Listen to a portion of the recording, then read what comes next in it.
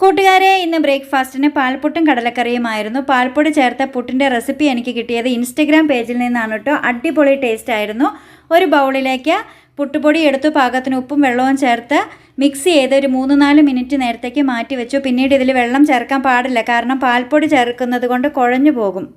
അതിലേക്ക് നമ്മൾ ചിരകിയ തേങ്ങയും 2 സ്പൂൺ പാൽപ്പൊടിയും 1 സ്പൂൺ പഞ്ചസാരയും ചേർത്ത് മിക്സ് ചെയ്ത് ആവി കയറ്റി അപ്പച്ചെമ്പിലേക്ക്, അതായത് ഇഡ്ഡലി തട്ടിലേക്ക് തേങ്ങ ചിരകിയത് ഇട്ട് കൊടുത്ത് അതിന് മുകളിലേക്ക് ഈ പുട്ടുപൊടി നനച്ചതും ഇട്ട് കൊടുത്ത് ആവി കയറ്റിയെടുത്താൽ പാൽപുട്ട് റെഡിയായി കഴിഞ്ഞു. കടലക്കറി എന്നും ഉണ്ടാക്കുന്നത് പോലെ തന്നെ തലേദിവസം വെള്ളത്തിലിട്ട് വെച്ച കടലയിലേക്ക് അരിഞ്ഞ ഉള്ളിയും മുളകുപൊടി, മഞ്ഞൾപ്പൊടി, മല്ലിപ്പൊടി എന്നിവ ചേർത്ത് വേവിച്ചെടുക്കും. ചിരകിയ തേങ്ങയും അല്പം ഉള്ളിയും മഞ്ഞൾപ്പൊടിയും ചേർത്ത് അരച്ചെടുക്കും. അതിലേക്ക് വെന്ത കടല കൂടി ചേർത്തൊരു കൊഴുപ്പിന് വേണ്ടി ഞാൻ വീണ്ടും അരച്ചെടുക്കാറുണ്ട്.